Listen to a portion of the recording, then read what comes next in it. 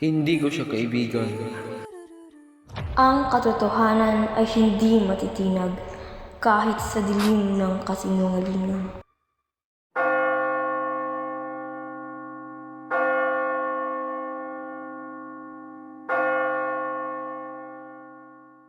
Minamahal kong Ibarra, ang mga alaala ng ating magkasamang araw ay patuloy na nagbigay lakas sa aking puso.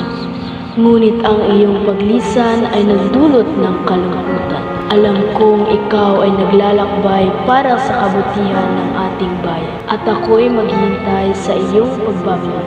Ang aking pagnanasa na muling makasama ka at makita kang ligtas ay hindi maglaho. Hanggang sa muling pagkikita, ikaw ay laging nasa aking puso. Nagmula sa pusong nagmamahal, Maria Clara. Natutuwa sa inyo na ikakilala si Jesus Tumo Ibarra.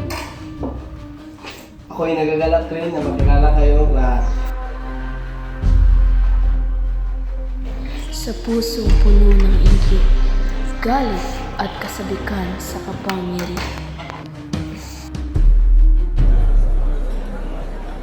Kasiyahan o trahedya, katapangan o kapusukan,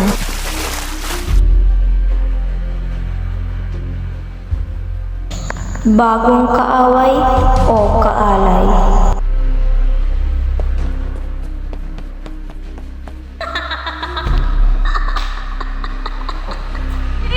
Basilio, nasaan na kayo? Ako si Doña de los Reyes de Espadada.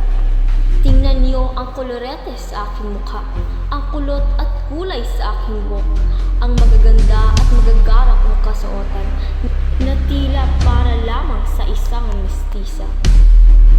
Ama ang gagawin ng lahat para sa kanyang anak.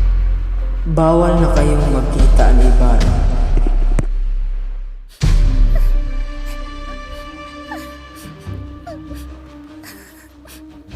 Mga ala-alang di na mababalik.